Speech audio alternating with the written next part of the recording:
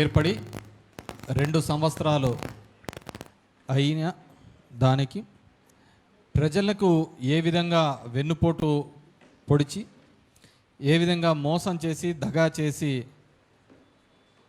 ఆయన అధికారంలోకి వచ్చిన తర్వాత ఆ హామీలను ఏ విధంగా నెరవేరుస్తున్నారు విస్మరిస్తున్నారు అనే దాని మీద ఒక రౌండ్ టేబుల్ సమావేశం ఏర్పాటు చేసుకొని వివిధ పార్టీలకు సంబంధించిన వాళ్ళు, వైఎస్ఆర్సీపీకి సంబంధించిన వాళ్ళు, అన్ని దానిల మీద కూడా రైతు మీద, పంచాయతీరాజ్ మీద, అదేవిధంగా ఉపాధి హామీ, విద్యార్థి యువతకు ఏ విధంగా జరుగుతున్న మోసం డిఎస్సీలలో కానీ ఉద్యోగాల పేరిట కానీ ఐటీలో ఇవన్నిటినీ మీద కూడా మాట్లాడడం జరిగింది.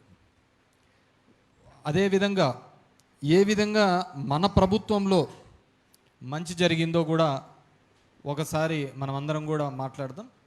సంక్షేమంతో పాటు అభివృద్ధి మాట్లాడి దాని తర్వాత ఈ ప్రభుత్వంలో వాళ్ళు చేసిన హామీలకు ఏ విధంగా మోసం చేస్తున్నారు.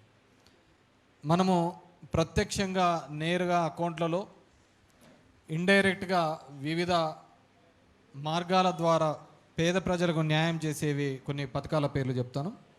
జగనన్న అమ్మఒడి, జగనన్న వసతి దీవెన, విద్యా దీవెన, విదేశీ విద్యా దీవెన, వైఎస్ఆర్ రైతు భరోసా, వైఎస్ఆర్ 0 వడ్డీ పంట రుణాలు, వైఎస్ఆర్ ఉచిత పంటల బీమా, ఇన్పుట్ సబ్సిడీ, వైఎస్ఆర్ మత్స్యకార భరోసా, వైఎస్ఆర్ 0 వడ్డీ, వైఎస్ఆర్ పెన్షన్ కానుక, వైఎస్ఆర్ చేయూత, వైఎస్ఆర్ ఆసరా, వైఎస్ఆర్ బీమా, వైఎస్ఆర్ కాపు నేస్తం, వైఎస్ఆర్ నేతన్న నేస్తం, జగనన్నకు చేదోడు, వైఎస్ఆర్ లా నేస్తం, వైఎస్ఆర్ వాహన మిత్ర, వైఎస్ఆర్ ఆరోగ్య ఆసరా, ఎంఎస్ఎంఈ రీస్టార్ట్, అగ్రిగోల్డ్ బాధితులకు, అర్చకులకు, ఇమాంలకు, మౌజాన్లకు, పాస్టర్లకు కోవిడ్ టైంలో అందిన సాయం, వైఎస్ఆర్ ఈబీసీ నేస్తం, వైఎస్ఆర్ ఆరోగ్యశ్రీ, వైఎస్ఆర్ కళ్యాణమస్తు, వైఎస్ఆర్ షాదీ తోఫా, అదేవిధంగా హౌసింగ్, జగనన్న తోడు. ఈ విధంగా ప్రత్యక్షంగా 2,73,756 కోట్ల రూపాయలు నేరుగా తల్లిదండ్రుల అకౌంట్లలోకి వేయించడం జరిగింది. ఇవి కాకుండా జగనన్న తోడు, జగనన్న గోరుముద్దలు, వైఎస్ఆర్ సంపూర్ణ పోషణ, జగనన్న విద్యా కానుక, హౌస్ సైట్స్, వైఎస్ఆర్ కంటి వెలుగు, 10th విద్యార్థులకు బైజూస్ కానీ ఇలాంటివన్నీ ఇస్తూ, విద్యుత్ సబ్సిడీ, ఈ విధంగా నేరుగా కాకుండా వివిధ రూపాల్లో పథకాల రూపంలో అందించినది 1,84,604 రూపాయలు అన్నమాట. మొత్తం 4,58,360. ఇది పేదలకు నేరుగా అందించిన డబ్బు. దీంట్లో ఏ పార్టీ చూడలేదు, ఏ కులం చూడలేదు, ఏ మతం చూడలేదు. మన పార్టీ అజెండానే. ఎటువంటి అవినీతి కూడా తావు లేకుండా నేరుగా లబ్ధిదారునికి అందించాలి అనే ఒక ఉద్దేశంతో ఒక సచివాలయ వ్యవస్థ తీసుకొని రావడం జరిగింది. దాంట్లో ఒక 50 ఇండ్లకు ఒక వాలంటీర్లను తీసుకొని రావడం జరిగింది. ఇవన్నీ పర్యవేక్షించడానికి సంక్షేమంతో పాటు రైతుకు సంబంధించినది, టౌన్లో మున్సిపాలిటీకి సంబంధించిన అన్ని పర్యవేక్షించడం, ఒక్కొక్క సచివాలయంలో 10 మంది ఉద్యోగస్తుల్ని కూడా మనం పెట్టడం జరిగింది. ఆ విధంగా 1,00,000 మంది ఉద్యోగస్తులను ఏర్పాటు చేయడం జరిగింది సచివాలయంలో. మెడికల్ అండ్ ఫీల్డ్లో దగ్గర 50,000 మందిని, డాక్టర్లను కావచ్చు, నర్సులను కావచ్చు, స్టాఫ్ను తీసుకునే కార్యక్రమం చేసినాం. ఈ విధంగా ఎన్నో కార్యక్రమాలు చేయడం జరిగింది. ఈరోజు వీళ్ళు చెప్తున్న దాని ప్రకారం చూస్తే 4 పోర్ట్స్ కట్టేయడం జరిగింది. ఏ విధంగా అభివృద్ధి చెందాలి అనేది ప్రతి ఒక్క చోట్ల కూడా కనపడుతుంది. ఈరోజు వాటి పేర్లను మార్చచ్చు. ఏంది స్వర్ణ వార్డులు, స్వర్ణ గ్రామాల, స్వర్ణమేమో అంత ఇత్తడి ఎత్తిపోయింది. ఆ రోజు ఆ విధంగా ఉండాలని జగన్మోహన్ రెడ్డి తీసుకొని రావడం జరిగింది. నువ్వు పేర్లు మార్చేది తప్ప కొత్తగా చేసినది ఏంది లేదు. ఈరోజు చంద్రబాబు చెప్పిన బాబు ష్యూరిటీ, మోసం గ్యారంటీ, సూపర్ 6లో ఆయన చెప్పిన దానిలో చూస్తే ఆడబిడ్డ నిధి కింద 18,000 నుంచి 50 ఏళ్ళ వరకు ఒక్కోరికి 1500 ఇస్తానని చెప్పడం జరిగింది. మనం ఇంతకుముందు ఆసరా కింద ఇచ్చినాం. ఈయన నేను అట్లా కాదు, నెల నెల 1500 ఇస్తానన్నాడు. మన డ్రామా నాయుడు తీసుకొని దీనికి నీకు 1500, నీకు 1500, నీకు 1500 అని ఇంటింటికి తిరిగా. ఏమ్మా నువ్వు రాలేదు, నీ వయసు ఎంత? 12 అడిగేది. నీకు ఇంకా వస్తుందని చెప్పాను. ఇప్పటికి 2 సంవత్సరాలు అవుతుంది. 36,000. ఏ మహిళ కన్నా వచ్చిందేమో కనుక్కోమండి. 50 ఏళ్ళకు వరకు నిరుద్యోగ భృతి. ఆయన ఏమంటున్నాడు, ఇప్పుడు 20 లక్షల ఉద్యోగాలు ఇచ్చినాను అంటున్నాడు. నువ్వు చేసిన డిఎస్సిలో ఇచ్చిన 16,000 ఉద్యోగాల్లోనే మొదటి ర్యాంక్ వచ్చినోనికే ఇలే. నువ్వు 20,000 ఉద్యోగాలు ఎవరికి ఇచ్చినావో తెలియటం లేదు. దీంట్లో 20,000 ఉద్యోగాలు వచ్చిన వాళ్ళందరితో ఒకసారి మీటింగ్ పెట్టు. 20 లక్షల ఉద్యోగాలతో ఎంతమందికి వచ్చినాయో చూడ. మనం డిఎస్సిలో 3.5 లక్షల మంది రాస్తే దాంట్లో 16,000 మందిని సెలెక్ట్ చేయడానికి ఎన్నెన్ని తిప్పలయ్యా. దాంట్లో పెట్టిన స్పోర్ట్స్ కోటాలో పెంచడం ఏంది, దాంట్లో పెట్టిన గేమ్స్ ఏంటివి, స్పోర్ట్స్ ఏంటివి. ఈరోజు జిల్లాకు చూపిమనండి. మీరు పెట్టిన రిక్రూట్ చేశారు కదా 352 మందిని. ఇదిగో వీళ్ళని రిక్రూట్ చేసినాము, వీళ్ళ సర్టిఫికేట్స్ ఇవి, కావాలంటే చెక్ చేసుకోండి అని బహిరంగ సవాల్ విసరొచ్చు కదా. బహిరంగంగా ఎవరైతే ఎంపిక కాబడ్డారో స్పోర్ట్స్ కోటాలో వాళ్ళను జిల్లాకి ఇంతమంది ఉంటారు కదా, 5 మందో 6 మందో, వాళ్ళందరినీ చూపించి వాళ్ళ సర్టిఫికేట్లు కరెక్ట్ ఉన్నాయని చూపించచ్చు కదా. అది వదిలిపెట్టి దీని మీద మాట్లాడితే కేసులు పెడతామంటే ఇంకెంతవరకు వస్తుంది? ప్రశ్నించే వాళ్ళ మీద కేసులు పోతామంటే నీ దాంట్లో సెలెక్ట్ అయిన 16,000 మంది కాకుండా 3,25,000 మందికి అదే తపన ఉంది. ఈ డిఎస్సి దగా డిఎస్సి అని దీంట్లో మోసం చేశావు అని చెప్పేసి. మరి మీరు ఎంతమంది మీద కేసు పెట్టుకుంటూ పోతా ఉంటారు? అదేవిధంగా 50 ఏళ్ళకే పెన్షను. ఆ లైన్ కాకుండా ఈ లైన్లో అందరికీ రావాలి పెన్షన్. ఆ లైన్ ఇట్స్ పెడితే ఈ లైన్లో అందరికీ రావాలి 50 ఏళ్ళ పెన్షన్. బీసీ ఎస్సీ ఎస్టీ వాళ్ళకందరికీ కూడా 4,000 పెన్షన్ ఇస్తామన్నా. ఈ 2 ఏళ్లలో వాళ్ళకి ఇవ్వాల్సింది 96,000 రూపాయలు ఇవ్వాల. వాళ్ళది వదిలే ఈ 2 సంవత్సరాల్లో ఏదైనా కానీ ఒక్క కొత్త పెన్షన్ ఇచ్చినావు నాయనా, ఒక్క కొత్త పెన్షన్ ఇచ్చింటే ఒట్టు. ఎలాంటి పెన్షన్లు ఇచ్చినారంటే భర్తకు పెన్షన్ ఆల్రెడీ వస్తూ ఉండి ఆయన చనిపోతే అది భార్యకు వచ్చింది. కొత్తగా ఎక్కడైనా ఏ కుటుంబంలో కానీ ఏదైనా ఇబ్బంది జరిగింటే వాళ్ళకి ఎక్కడే కానీ ఒక కొత్త పెన్షన్ వచ్చిన దాఖలాలు. నేను చెప్పేది 60 ఏళ్ళకు 50 ఏళ్ళ సంగతి తర్వాత సంగతి. నోటికి వచ్చినట్టు చెప్పినాడు. ఈరోజు అదే జనం దగ్గరికి పోయి అదే ఇవన్నీ చేసినాము అని చెప్పుకోవడానికి ఇప్పుడు ఎప్పుడో వచ్చామంట, అంతా ఇంటింటికి తిరుగుతారంట. ఆ రోజు ఏంది, ఇంటింట్లకు ఫోన్లు చేసినారు, అందరికీ కూడా అది బాండ్ ఇచ్చినారు. నీ ఇంటికి 10 లక్షలు వచ్చాది, 20 లక్షలు వచ్చాదని. ఇదేదో బాగుంది, జగన్ రెడ్డి 5-6 లక్షలే ఇచ్చినాడు, ఇదేదో 20 లక్షలు ఇచ్చాడంట ఇతను, ఇది బాగుందని చెప్పి అనుకున్నాం. ఈ 10 లక్షలు పోయింది, 20 లక్షలు 2 పోయినాయి. తల్లికి వందనం కింద ఇస్తా అంటే ఇప్పటికీ పడతా అంటాయి. నేను మన ఆర్టీఐలో అడిగిన ఇన్ఫర్మేషన్ ఇవ్వండి అయ్యా, ఎంతమందికి ఇచ్చినారో చూస్తాం దాని సంగతి అని చెప్పేసి. ఎక్కడే కానీ ఇన్ఫర్మేషన్ లేదు. మనం ఉన్నప్పుడు సోషల్ ఆడిట్ జరిగేది, సచివాలయంలో అతికిచ్చేవాళ్ళు, ఇదిగో వీళ్ళకి ఈ లబ్ధిదారు ఎవరైనా అభ్యంతరాలు ఉంటే చెప్పండి అని చెప్పి. నేను ఏడైనా గుడ్ మార్నింగ్ పోయి తిరిగేటప్పుడు నన్ను అడిగేవాళ్ళు, సార్ బటన్ నొక్కి 2 రోజులే ఉంటుంది, ఇంకా వాళ్ళలేదు సార్, ఇంకా వాళ్ళలేదు సార్ అనేవాళ్ళు. ఇప్పుడు అడగండి అయ్యా ఇంకా వాళ్ళే అని. ఇంటికి వచ్చి అడుగుతా అంటే మీకు కనపడతా అంటే ఇప్పుడు బాగా సమ్మగా ఉంది, 2 రోజులకు ఒకసారి వచ్చా అంటాడు, నెలకు 2 రోజులు వచ్చా అంటాడు. అడిగేగిలే పెట్టేగిలే. ఇంతకుముందు సీనా అన్నట్టుగా టీ బాగుంది, చాయ్ బాగుంది అన్నాడు, పోవడం. అడిగేవాళ్ళు అప్పుడు 2 రోజులు రాకపోతే చాలు, సార్ ఇంకా వాళ్ళే వచ్చాదులేమ్మా ఈ వారానికల్లా పడుతుందంటే ఇంకా తట్టుకుంటే వెళ్ళా. పథకం పడిందంటే బంగారు షాపులలో కానీ ఈ ఎలక్ట్రికల్ షాపులలో పోతే ఫ్రిడ్జ్లు టీవీలు అన్నీ. ఇప్పుడు లెక్క పడితే వడ్డీకి పోతుంది అంతా. ఇప్పుడు ఏదన్నా కానీ లెక్క వచ్చిందంటే వడ్డీలో కట్ అయిపోతా ఉంది. ఫ్రీ బస్ అయితే ఇంకా ఏమనే చెప్పాలి, కొట్టుకుంటున్నారంట దాంట్లో. మనకు దీపం కింద 3 సిలిండర్లా 6 సిలిండర్లా 3 సిలిండర్లా 6 మూడేలే, 3+3 రావాలా. ఫస్ట్లో ఏందో ఇచ్చినామన్నారు, తర్వాత అది ఎంతమందికి వచ్చిందో తెలియదు. ఇది ఒకటి పెద్ద అడ్వాంటేజే. ఆడ అయిపోయింది అంటాడు, ఇంక అది అయిపోయినది ఎవడికి వచ్చిందా లేదా తెలియదు.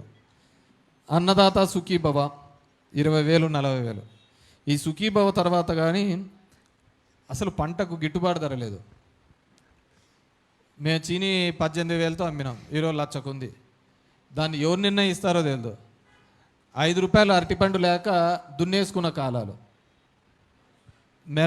మిర్చి 700కో 1,000 రూపాయలకు పోయిన కాలాలు. మాట్లాడిచ్చేవాళ్ళు లేడు, అడిగే దిక్కు లేదు, ఏంది చేసేవాళ్ళు లేడు. ఏమనంటే దీనికి సంబంధించిన అచ్చెన్నాయుడు చెప్తాడు, కాల్సబుద్ధి అవుతుంది నాకు అంటాడు. నువ్వు రైతుల దగ్గర పో, అంతకుముందు పైల్స్ ఆపరేషన్ చేసినారు, ఇంకోటి ఈసారి పెద్దది చేస్తారు ఆపరేషన్.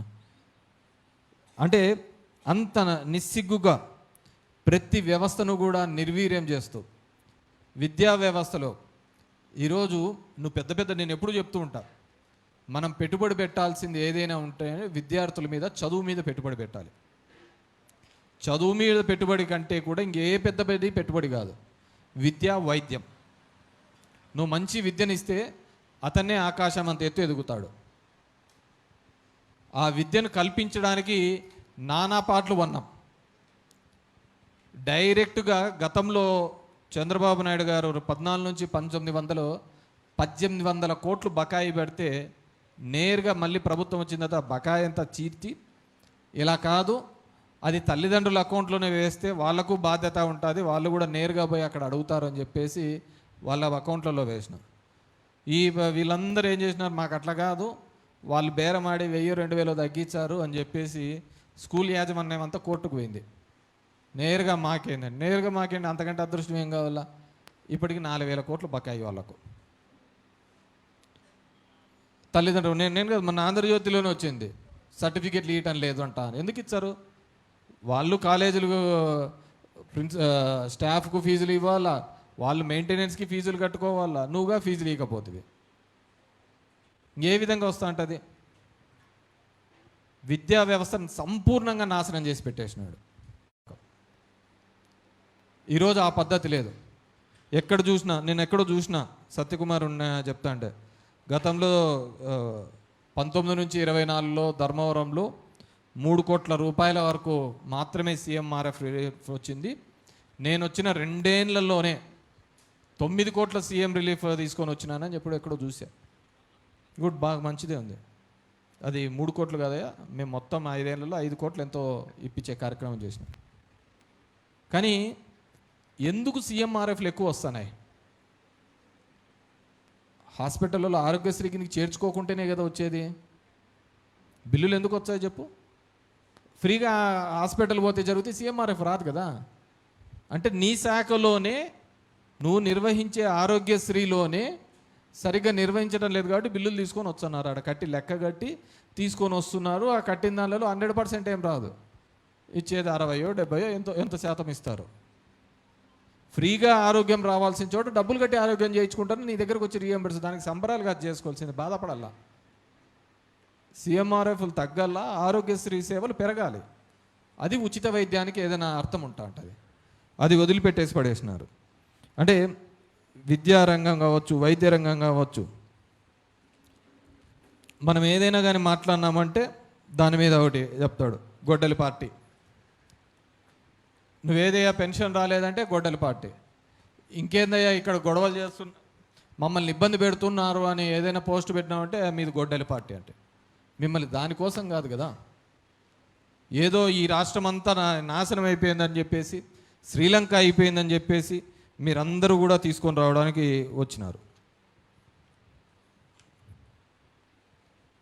ఈరోజు రాజధాని నిర్మాణం పేరిట నిన్న చూసా, లండన్ ఈ తరహాలో ఒక పెద్దది పెట్టించేసి 571 కోట్లు అయిపోతుంది అని చెప్పేసి. నీకు మెడికల్ కాలేజీలు కట్టడానికి లేదు, అమరావతిలో లండన్ అయిన పెడతానంటావు, హైకోర్టు ముందర సుందరీకరణకు 600 కోట్లు అంటావు, దగ్గర 69 బ్రిడ్జిలు వేపియాలా అంటావు. అది ఇంపార్టెంటా? మెడికల్ కాలేజీలు ఇంపార్టెంటా? మెడికల్ కాలేజీలు కట్టిస్తే ఎంతోమందికి, ఎందుకంటే నాకు తెలుసు ఎంతోమంది పిల్లల తల్లిదండ్రులు ఆస్తులు అమ్ముకొని పిల్లలను చదివిస్తూ ఉంటారు. పిల్లల్ని డాక్టర్ చదివించాలి అనే ఒక ఉద్దేశంతో ఆస్తులు అమ్మి చదివిస్తూ ఉంటారు. అలాంటిది ప్రభుత్వ మెడికల్ కాలేజీలు వస్తే ఆ కుటుంబం ఎంతగా ఉపయోగపడుతుందో కూడా తెలియని పరిస్థితి. ఈరోజు చంద్రబాబు నాయుడు గారి హామీలలో చూస్తే కొన్ని మాత్రం ఏ విధంగా ఈ 2 సంవత్సరాల్లో మోసం చేసినారని చూస్తే ఇదే ప్రజాగలం ఉమ్మడి మేనిఫెస్టో. ఇతను ఒకరిని పెట్టుకున్నారు యాడివేనా ఉమ్మడికి. యువతకు 20 లక్షల ఉద్యోగాలు, నెలకు 3,000 నిరుద్యోగ భృతి, హ్యాపీసు వస్తుంది అందరికీ. స్కూల్కి వెళ్ళే ప్రతి విద్యార్థికి 15,000 హ్యాపీసు, సంవత్సరానికి 2 సార్లు ఎత్తన్నారు కాబట్టి. ప్రతి రైతుకు ఏటా 20,000 ఆర్థిక సాయం హ్యాపీసు. ప్రతి మహిళకు నెలకు 1,500, 19 నుంచి 59 సంవత్సరాల వరకు అది 2-3 సార్లు వచ్చింది హ్యాపీసు. ఇంకోటి ఏంది వీళ్ళకు చూడు, సూపర్ 620.20 షణ్ముఖ వ్యూహం అంట. ఈ టైటిల్ రాసే నా కొడుకుంది అన్నల్ల ఫస్ట్. షణ్ముఖ వ్యూహం. ఇంటింటికి రక్షిత తాగునీరు, ప్రతి ఇంటికి కొలాయి కలెక్షన్లు, మా ఇంటికి 4 వేసినారు హ్యాపీసు. ఇంకోటి సౌభాగ్య పథకమా, ఇవి చెప్పలే కదా మనకి ఇవన్నీ. సౌభాగ్య పథకము ఇలా చదివినా అంటే ఎవడైనా కానీ పడిపోతాడు. తప్పు అందుకే చంద్రబాబు కాదు జనాలది. రాసిన స్క్రిప్ట్ రైటర్ని పట్టుకొని రాళ్ళు వీడు. ఈ స్క్రిప్ట్ ఎవడు రాసినాడు కానీ సౌభాగ్య పథకం, దీంట్లో భాగ్యం కనపల్ల ఏడాగానే. చిన్న మధ్య తరహా పరిశ్రమలకు, అంకుర సంస్థలకు ప్రాజెక్ట్ వ్యయంగా గరిష్టంగా 10 లక్షల వరకు సబ్సిడీ. వచ్చిన వాళ్ళలో 90 మందికి వచ్చింది. ప్రజా రాజధాని అమరావతి నిర్మాణం కొనసాగిస్తూ అన్ని ప్రాంతాల అభివృద్ధి. క్రీడలు, ప్రపంచ స్థాయి క్రీడా మౌలిక సదుపాయాలు అభివృద్ధి పరిచి రాష్ట్ర యువతను అంతర్జాతీయంగా తీసుకోబడం. అవును, ఇప్పుడు బ్రిడ్జ్ గేమ్లు ఇవన్నీ పెట్టినారు కాబట్టి బాగా అంతర్జాతీయంగా పోతారు, ఇబ్బందిలే. బీసీలకు 50 సంవత్సరాలకి నెలకు 4,000 పెన్షను. కొన్ని మాత్రమే. స్వయం ఉపాధికి 5 ఏళ్ళకు 10,000 కోట్ల వ్యయం చేస్తాం బీసీ ఆర్థిక అభివృద్ధికి. యాదవ కురవలకు సపరేట్ పప్పులే మీకు.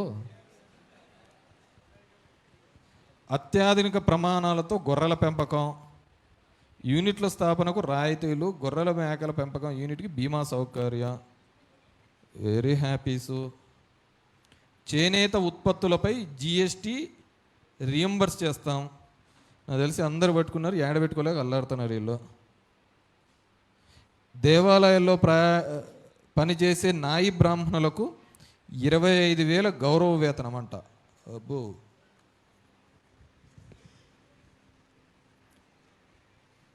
వడ్డర్లకు క్వారీలో 15% రిజర్వేషను. మనకన్నా కాలనీకి కొడతాంటారు, ఇప్పుడు 9,000 ట్రాక్టర్ చెప్తాండ్రి. ఇప్పుడు ట్రాక్టర్ 4,000 3,000 ఉంది, తీసుకొని పోయేవాళ్ళు లేడు. ఇంకా చాలా చెప్పినాడు పైప. మహిళలకు స్వయం సహాయక సంఘాలకు వడ్డీ లేని రుణాలు 3 నుంచి 10 లక్షలకు. మా ధర్మవరంలో సగం పోయినాయి సంఘాలన్నీ కట్టలేక, సగం మూత పడిపోయినాయి. ఇంకా ఉద్యోగస్తులకు పెన్షన్లు నాకు తెలిసి టీచర్లకు ఒకటే ఇచ్చన్నట్టున్నాడు 1వ తేదీ. వీళ్ళైతే రోడ్ల మీదకి వచ్చి అడుగుతా అంటారు అని చెప్పేసి వాళ్ళకు ఒకటే ఇచ్చన్నట్టున్నాడు. సిపిఎస్ జిపిఎస్లు వినాదాన్ని ఇది చేయలే ఇంతవరకు. పిఆర్ కమిషనే వేయలే అయ్యప్ప. కాపు సంక్షేమం, ఆయన కాపు సంక్షేమం ఎందుకు మ్యాప్ ఉన్నాడు కదా, ఆయన సంక్షేమం ఉంటే మిగతా వాళ్ళందరికీ బాగున్నట్టే. 15,000 కోట్ల నిధులు కేటాయింపు. పవన్ కళ్యాణ్ బాగుంటే మనం అంతా బాగుంటాం కదయ్యా. మళ్ళీ ఇవన్నీ యాప్ని చూసుకోవాలి. ముస్లిం మైనార్టీలకు 50 ఏళ్ళకే పెన్షను. గృహ నిర్మాణానికి పట్టణాల్లో 2 సెంట్లు, గ్రామాల్లో 3 సెంట్లు మంజూరు. నేను ఎప్పుడు చూస్తా అంటే ప్రతి 3 నెలలకు 6 నెలలకు మనందరం చూస్తా ఉంటాం పేపర్లలో 2 లక్షల నిర్మాణాలకు గృహప్రవేశం ఈరోజు అని చెప్పేసి టెంకాయలు కొడతా అంటారు, పోతా అంటారు అందరూ. ఈ 2 సంవత్సరాల్లో నా నియోజకవర్గంలో ఏడాది ఒక్క కొత్త ఇల్లైనా శాంక్షన్ చేసినారా వీళ్ళు? ఎక్కడ ఒక్క ఇల్లు శాంక్షన్ చేయలే. లాస్ట్ టైం మేము పంపించిన ప్రతిపాదన, ముదుగుబ్బ తాడిమరి పంపించిన ప్రతిపాదనలు కూడా యాక్సెప్ట్ చేయలే. పంపించి ఇప్పుడు 2 ఏళ్ళు అవుతుంది. ఒక్క ఇండ్లు లేకుండా ఇప్పటికి 5 లక్షల ఇల్లు శంకుస్థాపన చేసినారు, భూమి పూజ పూజ కూడా చేసినారు. అది ఎట్లయితే ఇళ్ళకే తెలియాల. ఎస్సీ ఎస్టీలకు 50 ఏళ్ళు ఏందో కొన్ని పెట్టినాడు. ల్యాండ్ టైటిలింగ్ యాక్ట్ రద్దు చేసి ప్రజల ఆస్తులకు రక్షణ కల్పిస్తాం. రోజు పేపర్లలో చూస్తూనే ఉన్నాం వీళ్ళు ఆస్తులకు ఎట్లా రక్షణ కల్పిస్తున్నారు. పెట్రోల్ ధరలు, డీజిల్ ధరలు నియంత్రిస్తాం. ఈ సంవత్సరంలోనే సుమారు 20-30 రూపాయలు తగ్గించినారు బాగా. Fee reimbursement పునరుద్ధరిస్తాం. కాలేజీకే రుసుములు చెల్లించి సర్టిఫికేట్లు విద్యార్థులకు చిక్కులు లేకుండా చేస్తాం. ఇదే ఈ దరిద్రాలన్నీ. అదే కదా ఆయప్ప చెప్పినది, చిక్కులు లేకుండా చేస్తామంటే పోతారు వాళ్ళు వీళ్ళు. సో ఇంత ఇంత పద్ధతిలో చేయడం జరిగింది. ఈరోజు మనల్ని ఏ విధంగా మోసం చేసినారు, ఏ విధంగా మనల్ని ఇబ్బంది పెట్టినారు అనేది ప్రజలు తెలుసుకోవాలి. 2 సంవత్సరాలుగా 4 సార్లు ముఖ్యమంత్రి అయినటువంటి చంద్రబాబు నాయుడు చెప్పడానికి ఒక్క పథకం లేకుండా ఎవడో చేసిన నేనే చెప్పుకుంటూ అని బతుకుతున్న వీళ్ళ ఇప్పటికీ కూడా మార్చుకోలేనంత పరిస్థితిలో ఉంది. కొత్తగా ఏమైందంటే ఇప్పుడు కొత్త పద్ధతి తీసుకొచ్చినారు. హిందువులంతా ఇప్పుడు డేంజర్లో పడిపోయినారు, హిందువులందరూ ఇబ్బంది పడిపోతున్నారు అని ఒక కొత్త నినాదం దేశవ్యాప్తంగా తీసుకొచ్చినారు. నాకేందో అర్థమే కాలే ఇది. మన దేశాన్ని 500 సంవత్సరాలు మొఘల్స్ పరిపాలించినారు. అప్పుడెప్పుడు హిందువులకి ఇబ్బంది జరగలే. మన దేశాన్ని బ్రిటిష్ వాళ్ళు ఒక 200 సంవత్సరాలు పరిపాలించినారు. అప్పుడెప్పుడు హిందువులకి ఇబ్బంది జరగలే. కొత్తగా బీజేపీ పరిపాలించినప్పుడే హిందువులకు అందరికీ ఇబ్బంది జరుగుతుంది. ఎందుకు అర్థం కావటం లే. ఇది కొత్త నినాదం తీసుకొని వచ్చినారు. ఒక ప్రాంతీయ విద్వేషాలను, మత విద్వేషాలను రెచ్చగొట్టి రాజకీయ పబ్బం గడుపుకునే కాలానికి రావడం జరిగింది. ఈరోజు దేశ ప్రగతి ఏ విధంగా పోతుంది అని 2014లో ఏమన్నాడు, అచ్చేది నాయేగా అన్నాడు. బీజేపీకి వేస్తే, కూటమికి వేస్తే మంచి రోజులు రాబడతాయి అని చెప్పినాడు. మొన్న వారం 10 రోజుల కిందటి నుంచి ఏం చెప్తున్నాడు, మీకు ఇంకా చెడ్డ రోజులు రాబోతున్నాయి, ఖర్చులు తగ్గించుకోండి అని చెప్పినాడు. ఈ 12 ఏళ్ళు మీరే కదా ప్రధానమంత్రులుగా ఉన్నారు. అప్పుడు మంచి రోజులు వస్తాయని చెప్పినది మీరే, ఈరోజు మళ్ళీ చెడ్డ రోజులు వస్తాయని చెప్పినది ఏంది? ఎక్కడ పోతుంది డబ్బులంతా? దీనికి మన పవన్ కళ్యాణ్ గారు ఉన్నారు. ఈయన ఎప్పుడు పాపం ఎవరికి ఇబ్బంది జరిగినా కానీ దపక్కన వస్తూ ఉంటాడు. ఇంట్లో వాళ్ళకి ఇబ్బంది జరిగినది వస్తాడో లేదో తెలియదు, కానీ పవన్ కళ్యాణ్కి ఏదైనా, చంద్రబాబుకి ఏదైనా ఇబ్బంది జరిగితే ఫస్ట్ వస్తూ ఉంటాడు. ఈయన మామూలుగా సినిమాల్లో ఉంటే సింగిల్ టేక్ ఆర్టిస్ట్ కాదు, బయటకు వచ్చినాడంటే సింగిల్ టేక్ ఆర్టిస్ట్. ఒక సింగిల్ టేక్లోనే చెప్తా అంటాడు, ఏం చెప్తాడు తర్వాత విషయం. కానీ సింగిల్ టేక్ ఆర్టిస్ట్ బయటకు వస్తే, ఎందుకంటే ఒక గుడాచారిగా, ఒక స్పైగా చూసినాము అంటే 30,000 మందిని తప్పోయినారు అని కనిపెట్టడంలో ఒక మంచి గుడాచారి రోల్ పోషించినాడు ఆయన. అదేవిధంగా ఒక ఆధ్యాత్మికంగా ఒక సినిమా తీయాలి అంటే సనాతని రూపంలో వస్తాడు ఇమ్మీడియట్గా. ఎక్కడైనా కానీ కుటుంబంలో కష్టాలు వస్తే గన్ను తీసుకొని వస్తాడు ఒకటేసారి అనమాట. వివిధ పాత్రలు వివిధ రూపాల్లో ఎక్కడ కావాలంటే అక్కడ తీసుకొని వచ్చే రకం అతనమాట మన ఆయప్ప. మొన్న చూసినాం, నాకు తెలిసి అత్యంతగా మీరు బాగా చూసినారో లేదో, 15 రోజుల నుంచి చూస్తే ఎక్కడలేని గింజుకొని కొట్టుకుంటున్నాడు. ఆ విజయ్ గెలిచినప్పటి నుంచి విజయ్ గొలుపు ఇతని ప్రాణానికి వచ్చింది, ఇతని సాగుకు వచ్చింది. ఇది అతను ఎట్లా గెలిచినాడో ఏమో తెలియదు, కానీ ఇతన్ని మాత్రం తిట్టనోడు లేడు. నువ్వెప్పుడు అవుతావంటే ఇడిచిపెట్టేదిలే. మనకేమన్నా క్యాడర్ ఉందా, మనకేమన్నా అంత ఆలోచన ఉందా, మనకేమన్నా అడ్మినిస్ట్రేషన్ తెలుసా? ఇవన్నీ మనం అనేది కాదు, ఆయప్పనేదే. మన పార్టీకి ఏమైనా బలం ఉందా? 175 చోట్ల మన వాళ్ళు నిలబడే బలం ఉందా? ఇన్ని చెప్తా అంటాడు. నీతో పాటే కదా జగన్మోహన్ రెడ్డి పార్టీ పెట్టినాడు. ఇవన్నీ లేవు కాబట్టి మరి ఇవన్నీ లేనప్పుడు, ఇవన్నీ కుదరినప్పుడు నువ్వెందుకు పార్టీ పెట్టాలా? చంద్రబాబు కోసం పార్టీ పెట్టినారా మీరు? ఎవరిని ఉద్ధరించడానికి కోసం పార్టీ పెట్టినారు? ఈరోజు చంద్రబాబును ఉద్ధరించడానికే కదా మీరు పార్టీ పెట్టినది. నిలువెత్తు ద్వేషం వైఎస్ఆర్ మీద కావచ్చు, జగన్మోహన్ రెడ్డి మీద వైఎస్ఆర్ విపరీతమైన నిలువెత్తు ద్వేషం ఇతనికి. ఊరికేనేమో చెప్తా, ఊరికే పోలే చంద్రబాబు, ఇతను వీళ్ళ మీద కోపం. ఎందుకంటే 36 ఏళ్ళ యువకుడు పార్టీ పెట్టిన ఒక 7 ఏళ్లలోనే ముఖ్యమంత్రి అయిపోయినాడు. నేను చూస్తా అంటే పొద్దున్న లేచిన నుంచి వాళ్ళది వీళ్ళది మోయడానికే సరిపోతుంది అని ఆ నిలువెత్తు ద్వేషం. మొన్న తెలంగాణలో పోయి చెప్తాడు, నేను రాజశేఖర రెడ్డిని ఎదిరించినాను, నా గన్ను కూడా ఇచ్చేసినాను, ఇది ఇదని. ఎందుకు గన్ను ఇచ్చినది? మీ అన్న కూతురు కంప్లైంట్ చేసింది, ఈ తిక్కలోడు నన్ను చంపుతాడు ఎప్పుడైనా అని చెప్పేసి. దాన్ని నువ్వే ఇతని ఆఫీసు లింగంనేని రమేష్, అతని ఇల్లు లింగంనేని, చంద్రబాబు ఉంటే ఇల్లు లింగంనేని రమేష్. ఇప్పుడు ఇచ్చినది కూడా లింగంనేని. పక్కకు వచ్చే లింగంనేని రమేష్ ఎంబడే పోతాడు వాళ్ళంతా. దానికి ఎవడే కానీ మాట్లాడద్దండి. నేను ఏదో నాగబాబు ట్వీట్ చేసినాడు, కమాండ్ ఇస్తాడు, అంతవరకు ఎవడే కానీ మాట్లాడద్దండి అని. I give command, you just follow it అంతే. వాళ్ళేం లీడర్లా, కార్యకర్తలా, ఏం ఒక ఇంటిగ్రిటీ ఉంటుందా, ఆత్మాభిమానం ఉండదా? వైఎస్ఆర్ వాళ్ళను ఫిజికల్గా కేసులు పెట్టి దీనికి పెట్టి ఇబ్బంది పెట్టచ్చు, కానీ జనసేన వాళ్ళైతే పాపం చాలా అధ్వానంగా ఉంది. తెలుగుదేశం వాళ్ళతో కొట్టించుకోవడమే సరిపోయింది వాళ్ళకు. మొన్న ఎవరో చూసా, ఎస్ఐ కాలుతో కొన్నాడని చెప్పి ఏడుస్తా ఒక ఇంటర్వ్యూ ఇచ్చిన జనసేన తంది. బాధ అనిపిస్తుంది పాపం. వాళ్ళు లేకుంటే లేదనమాట, అంత దరిద్రమైంది. ఇప్పుడు వచ్చేటప్పుడు చూసి టీవీలో పిఆర్పి జనసేన ఎమ్మెల్యే బాలకృష్ణుడు చెప్తున్నాడు, గోదావరి పుష్కరాలు ఉన్నాయి, దేవాంశ్ ఘాట్ పెట్టేసినాడు. ఘాటు పేరే దేవాంశ్ ఘాట్ అంట. అంటే ఆల్రెడీ ఇప్పటి నుంచి అలవాటైంది మనవాడికి కూడా సేవ చేసుకోవడం. వీళ్ళు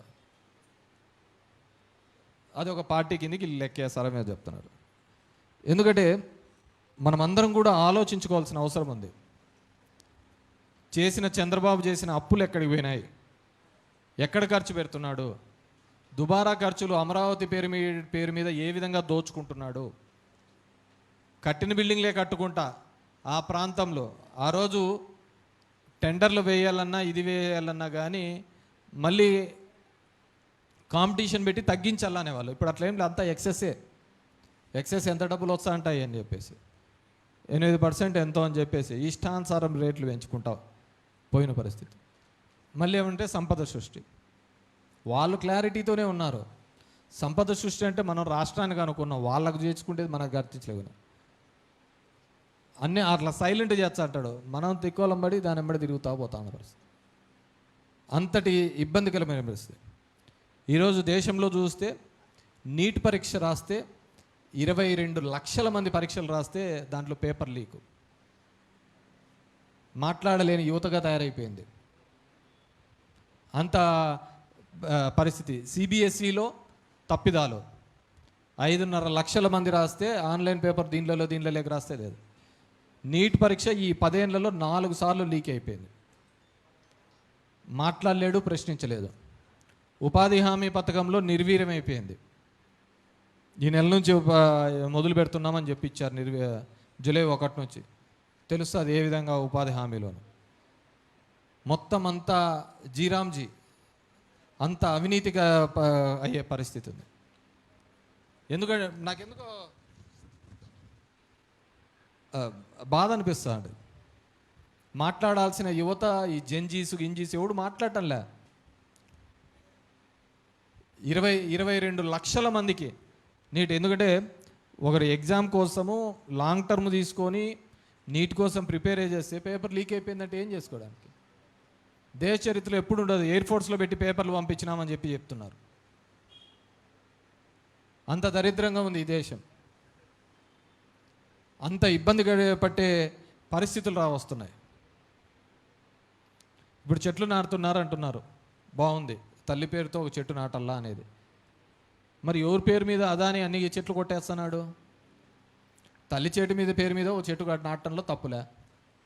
మళ్ళీ వేల ఎకరాలు, లక్షల ఎకరాలు ఈరోజు మొత్తం అంతా కూడా చెట్లు కొట్టేస్తున్న పరిస్థితి కదా. రైతులు గిట్టుబాటు ధర రాదు. రైతులు గిట్టుబాటు ధర కావాలని రోడ్ల మీద ఏడిస్తే టమోటాలు పోసినారు, మామిడి పండ్లు పోసినారు, అన్ని పంటలు పోసినారు, గిట్టుబాటు రాదు. పెద్ద సినిమా టికెట్లు రేటు పెంచాలంటే ఒక రోజులో జీవో వస్తుంది. పెద్ద సినిమా టికెట్లు పెంచాలంటే ఒక రోజే ఇమ్మీడియట్గా కోర్టుకు పోతే కోర్టు ఇమ్మీడియట్గా ఎందుకు ఈ నిలబెట్టేసి ఇచ్చేసేయండి అంటుంది. ఈరోజు దేశంలో ఉన్న పరిస్థితి, మన రాష్ట్రంలో ఉన్న పరిస్థితి, ఏ పంటకు గిట్టుబాటు ధర వస్తుందని చెప్పండి. ఎవరికో వస్తుంది, అరటికాయకి వచ్చిందంట పంట అంటే మొత్తం అంత శని చెట్లు వీకేయండి, మళ్ళీ అరటికాయలు ఏంటి అని చెప్పేసి. ఈసారి టమోటా వచ్చిందంటే మొత్తం టమోటా వేసేసేయండి. వ్యవసాయం ఎంత అధ్వానమైన పరిస్థితులు, విద్య వైద్యం ఏ విధంగా ఎంత అవస్థలు పడుతున్న పరిస్థితి. చివరిగా అదే మనకు అలవాటైనది, సర్దుకుపోవడం అలవాటు పడిన సమాజం తయారైపోయింది. ఈ దేశ జనాభా 120 కోట్ల జనాభా, 142 కోట్ల దేశ జనాభా అయితే అప్పు 239 లక్షల కోట్ల అప్పు. 67 ఏళ్లలో అప్పు అయినది 55 లక్షల కోట్లు. 67 ఏళ్లలో కేవలం ఈ 11 సంవత్సరాలు మోడీ ఒక్కడే చేసినది 185,000 కోట్ల అప్పు. 185 లక్షల కోట్ల అప్పు ఎవరికి పోయింది? ఇంతకుముందన్న ఏదో రుణమాఫీలు అవి ఇవి అన్నా చూసినాం. రాజశేఖర రెడ్డి, మన్మోహన్ సింగ్ ఉన్నప్పుడు ఇట్లా కరువు దీంట్లో కింద ఉన్నప్పుడు ఇన్సూరెన్స్లో విదర్భ ప్యాకేజీలో అని చెప్పేసి రైతులకు రుణమాఫీ అన్న చూస్తాను. ఇప్పుడు ఎవరికి పోతానే? నిన్ననే చూసాము ఒకటి, రాజేష్ మెహతా అని నేను చూసాం. 15 లక్షల కోట్ల మోసం జరిగింది అని చెప్పేసి సెబీ కనుక్కుంటే, ఎల్ఐసి కూడా 2,000 కోట్ల రూపాయలు పెట్టుబడి పెట్టింది, దాంట్లో ఒకటే రోజు 1,600 కోట్లు లాస్ అయింది అని చెప్పేసి. వాడు గుజరాతోడే పాపం, వాడు గుజరాతోడే. 2 గుజరాతోలు ఈ దేశాన్ని నమ్మి పడేస్తున్నారు. ఏడబెట్టాం ఈ అప్పంతా, యాడికి పోయింది ఈ లెక్కంతా? సౌకర్యాలు పెరిగాయా? సంపద పెరిగిందా? ఉపాధి పెరిగిందా? విద్యారంగం బాగుపడిందా? వైద్య రంగం ఉచిత వైద్యం అందిస్తోందా? ధరలు అందుబాటులోకి వచ్చాయా? ఇంధనం అంతెత్త ఎత్తులో ఉందా? ప్రభుత్వ సంస్థలు స్థాపించబడ్డాయా? ప్రైవేట్ రంగం కట్టడి చేయబడిందా? రైల్వేలో సామాన్యుడి భోగిలు పెరిగాయా? టోల్ ట్యాక్స్లు ఏమన్నా తగ్గు చేశారా? దేశంలో పేదరికం తగ్గిందా? మధ్యతరగతి మాయమైపోయిందా? ధనిక వర్గం దగా చేయకుండా ఆగిపోయిందా? రైతులకు బ్యాంకులలో అప్పులు పుడుతున్నాయా? బడాబాబులు ఎగ్గొట్టిన అప్పులు తిరిగి కట్టారా? నిరుద్యోగ రంగం నిలదొక్కుందా?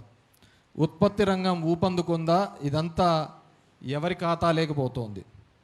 ఏడబెట్టాం ఈ అప్పంతా, యాడికి పోయింది ఈ లెక్కంతా?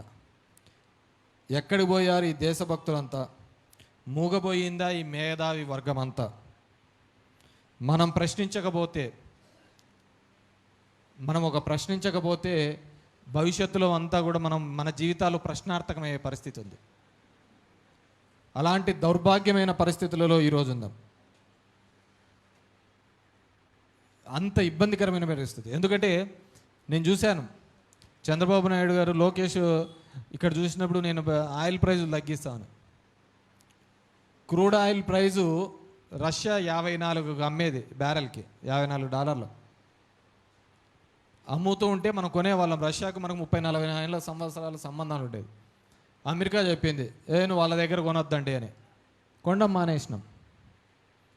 మళ్ళీ యుద్ధం వస్తానే, ఇరాన్ యుద్ధం వస్తాను మళ్ళీ కొనమన్నాడు. వాడు తగ్గినన్నాడు. నేనెందుకు తగ్గిస్తాను, అసలు రేటుకే ఇస్తానన్నాడు. ఎవరి కోసం బానిసగా బతుకుతున్నారు? 142 కోట్ల జనాభాను బానిసలుగా బతకనిస్తోంది ఈరోజు ఈ దేశంలో. అంతటి దౌర్భాగ్యమైన పరిస్థితి. ఎప్పుడో వాజ్పేయి కాలంలో చూశాం, ఒక ఎంపీ సీటు పోయిందని ప్రభుత్వమే పడిపోయింది ఆ రోజు వాజ్పేయి గారిది. ఈరోజు అధికారంలో కోసం ఎన్ని పార్టీలైనా జీలుస్తూ ఉంటాం, నేను చూస్తున్నాం.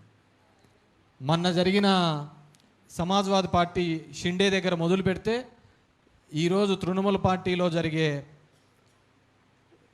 చీలిక దగ్గరకు మొదలు పెడితే, దీది దగ్గర బెంగాల్లో ప్రతి చోట ఒక రాజకీయ విన్యాసమే తప్ప ఇంక వేరేది ఏంది కనపడలేదు. ప్రజల గురించి ఆలోచించలేదు. నాకేదైనా ఇబ్బంది వచ్చింది అని చెప్పేసి ఎవడైనా మాట్లాడితే దేవుడు మా పేరు తీసుకొని వస్తాం. నాకు తెలిసి మతం పేరు పెట్టుకొని, దేవుడు పేరు పెట్టుకొని మామూలుగా ఆడాయిడ బాబాలు వచ్చిన సందర్భం చూసాం, కానీ రాజకీయాలు చేసి ఎలక్షన్లు గెలిచిన సందర్భం ఫస్ట్ టైం చూస్తాను. ఇక్కడున్న బీజేపీ వాళ్ళకంటే నేను ఎక్కువ గుళ్ళకు పోయింటా. మన దేవుళ్ళని నమ్ముతాం, వాళ్ళు అమ్ముతారు, అంతకంటే తేడాలే. అంతకుమించి వేరేది ఎక్కడ కనపడదు. ఎందుకంటే ఏదో ఎటున్నా కానీ తమ మతం మీదకి వచ్చాలి కల్లా అందరం కూడా మాది ఉండాలి అంటారు. మన ఇంటికి మన పిల్లలు చదువుతున్నారా అనవసరం, మనం ఇంకోటి చేస్తున్నాం అనవసరం. చదువు అవసరం లేదు, వైద్యం అవసరం లేదు, మన నోట్లోకి 4 మెతుకులు పోతున్నాయి కూడా అవసరం లే. మతం మీద నెలకల్లా మనం ఏంది మాట్లాడకుండా పోతా ఉంటాం. దాన్ని ఆసరాగా తీసుకొని ఈరోజు దేశంలో ఒక విచ్ఛిన్నకరమైన వాతావరణాన్ని, యువత కూడా మాట్లాడకపోతే ఒక ఇబ్బందికరమైన పరిస్థితులు భవిష్యత్తులో తలెత్తే ప్రమాదం ఉందని చెప్పేసి ఈ 2 సంవత్సరాల వెన్నుపోటు పొడిచిన దానిలో ఈ పథకాల రూపంలో ఇవ్వకపోవడం కాదు, మన పొట్ట కొడుతున్నాడు చంద్రబాబు నాయుడు, ఈ కూటమి ప్రభుత్వం. వాళ్ళు బాగానే ఉన్నారు. నిన్న రష్యాకు పోయినాడు లోకేష్, మొన్న ఆడికి పోయినాడు. మన ఇంట్లో పిల్లల్ని పేదవాళ్ళ ఇళ్ళల్లో ఇంగ్లీష్ మీడియం చదువుతూ ఉంటే అడ్డం అన్నారు. ఇంగ్లీష్ మీడియమా, తెలుగే ముద్దు అన్నాడు. మాట్లాడిన ఇంట్లో వాళ్ళ పిల్లలు ఎవడు తెలుగులో మాట్లాడరు, వాళ్ళ మన వాళ్ళంతా. వెంకయ్య నాయుడు, రమణ, వీళ్ళు ఎవరైనా కావచ్చు, వాళ్ళందరూ పెద్ద పెద్దగా ఇచ్చినారు. నిన్న మొన్న దేవాంశ చూసే పాపం డైనోసార్స్ అని చెప్పేసి ఒకటి ఏదో వీడియో రిలీజ్. పాపం తెలుగు ఒక్క ముక్క కూడా రాదు ఆ పిల్లోనికి. ఎట్లా బతుకుతాడో ఏమో. అంతే కదా, మనం ఇంగ్లీష్ చేసుకొని బతకలేకపోతున్నాము అని తెలుగు ఉండాలా, బతకలేరు లేకుంటే అంటున్నారు. అమ్మ భాషకు అమ్మ భాష అని చెప్పేసి మళ్ళీ ఆ పిల్లోడు ఎలా బతుకుతాడో ఏమో తెలుగే రాకుండా. తప్పు పట్టడం లేదు, అంటే పేదవాళ్ళకి పిల్లల్లో చదువుకోవాలి, మంచిగా స్థానంలో ఉండాలి, మంచి స్థాయిలో ఉండాలని ఆలోచించిన వ్యక్తి జగన్మోహన్ రెడ్డి, వైఎస్ఆర్ కాంగ్రెస్ పార్టీ. వాళ్ళ మీద పెట్టుబడి పెట్టాడు. ఆ పిల్లలకి ఏం ఓటు హక్కు ఏం లేదు, కానీ భవిష్యత్తు ఈ దేశ దిశ నిర్మాణంలో అతను భాగస్వామి కావాలంటే ఇప్పుడు వానికి అత్యంతమైన మంచి ఉన్నతమైన చదువించాలి అని చెప్పేసి స్కూళ్ళు బాగు చేశాం, హాస్పిటల్స్ బాగు చేశాం. ఇంటింటికి వచ్చాడు, వాలంటీర్లు వచ్చారు, నర్సులు వచ్చారు. ఏమ్మా నీకేమన్నా బాగాలేదా అని చెప్పేసి జగనన్న ఆరోగ్య సురక్ష కిందగా మెడికల్ క్యాంపులను రన్ చేసినాం. పోయినాయి ఆ కాలాలు. ఈరోజు ఏదైనా కానీ మనం మాట్లాడితే, ఏదైనా మనల్ని ఇది చేస్తే, సోషల్ మీడియా ద్వారా ప్రశ్నిస్తే వాళ్ళకు నోటీసులు, కేసులు. ఈరోజు వ్యాపారస్తులందరూ ఆ రోజే చెప్పినారు, అంతా జగన్ రెడ్డి అంతా పేదోళ్ళకే ఇస్తున్నాడు, పేదోళ్ళకే ఇస్తున్నాడు అని. పేదోళ్ళ దగ్గర డబ్బులు ఉంటే నీ అంగడికి వచ్చి కొనుక్కోవడానికి వీలవుతుంది. వాళ్ళ దగ్గర లెక్క లేకపోతే నీ దగ్గరికి ఏంది వస్తారు? నీ దగ్గర రాలేరు కదా. నాకు బాగా గుర్తు, ఇప్పుడు కరోనా టైంలో చూసాం, బయటికి పోవాలంటే ఎవడు బతుకుతాడో ఎవడు చచ్చాడో తెలియదు. ఒకటే సంవత్సరం 2 సార్లు వేసినారు నేతన్న నేస్తాం, 24,000, 24,000, 48,000. స్కూళ్ళకు పోయినా నీకు అమ్మఒడి పడింది. ఆ రోజు స్కూళ్ళకు పోయినా అమ్మఒడికి పోయింది. ఈరోజు పథకం పడతా అంటే అది ఎవడికొచ్చాందో లేదో అడిగేవాడు దిక్కులేరు. 2 సంవత్సరాలు అయితే ఒక్క పెన్షన్ ఇవ్వలేదంటే ఆలోచించుకోండి. వాళ్ళు ఇవ్వలేదు సరే, మాట్లాడలేని దౌర్భాగ్య పరిస్థితిలో మనం ఉన్నామంటే ఇంకంతకంటే ఏం కావాలా? మనం రియలైజ్ కాకపోతే ఏదో ఒకటి తీసుకొస్తా అంటాడు. మనం ఒకటి ఏదన్నా కానీ లేవనెత్తినాం అనుకో, అది ఇబ్బందికరంగా ఉందనుకో, ఇప్పుడు డిఎస్సి ఉంది, దీని మీద రోజు ఫైట్ చేస్తా అంటే పవన్ కళ్యాణ్ ఇమ్మీడియట్గా తెలంగాణ పోతాడు, ఆడబోయి ఏదో రచ్చ చేస్తాడు. ఇంకోటి ఏదన్నా మధుసూదన్ అనే ఏలూరు ఎంపీ డ్రగ్స్ కేసులో దొరికినాడని మనం తీసుకొచ్చినాం అనుకో, ఇమ్మీడియట్గా షర్మిల వస్తుంది. అది ఏంది కాలేదంటే గొడ్డలి పార్టీ అని. మాది గొడ్డలి పార్టీనో ఏ పార్టీనో ప్రజలు నిర్ణయిస్తారు. మీరు చెప్పిన హామీలు లేకపోతే మిమ్మల్ని ఏం చేయాలి?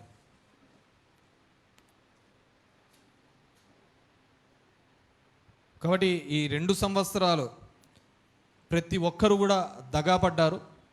ఈరోజు ఈ రౌండ్ టేబుల్ సమావేశానికి వచ్చిన మీ అందరికీ కూడా ప్రజల్లో చైతన్యం తీసుకొని రావాల్సిన అవసరం ఉంది. ముఖ్యంగా యువతకు. నిన్న చూసాం, ఒక చిన్న కాక్రోచ్ పార్టీ అని ఒకటి పెట్టి, ఏంది లేదు, జస్టిస్ సూర్యకాంత్ అన్నాడు ఒక మాట, ఎందుకు ఆ విధంగా కాక్రోచెస్ లాగా నిరుద్యోగులు ఆర్టీఐ యాక్టివిస్టులోనే, ఆయన అంత స్థాయిలో ఉండి అనకూడదు.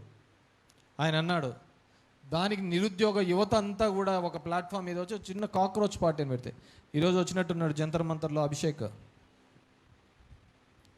ధర్మేంద్ర ప్రధాన్ రిజైన్ చేయాలి అని చెప్పేసి. చుట్టూ చూస్తున్నాం, పక్కనున్న నేపాల్ చూసాం, బంగ్లాదేశ్ చూసాం, శ్రీలంక చూసాం, ఏ విధంగా రెవల్యూషనరీ వాళ్ళకి కావాల్సిన హక్కుల కోసం పోరాడి రాజపక్స లాంటి వాళ్ళని దించేసినారు.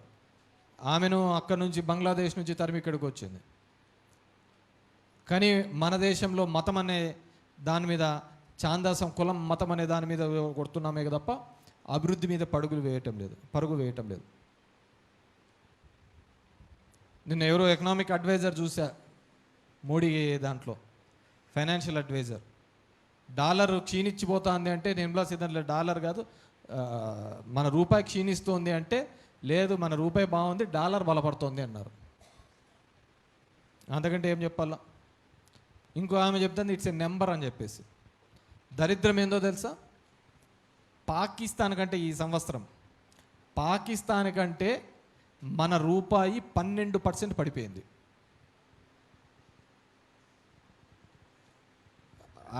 ఆసియా ఖండంలో అత్యధికంగా తక్కువలో ఉండేది ఏంటంటే రూపాయి, పడిపోతున్న దాంట్లో.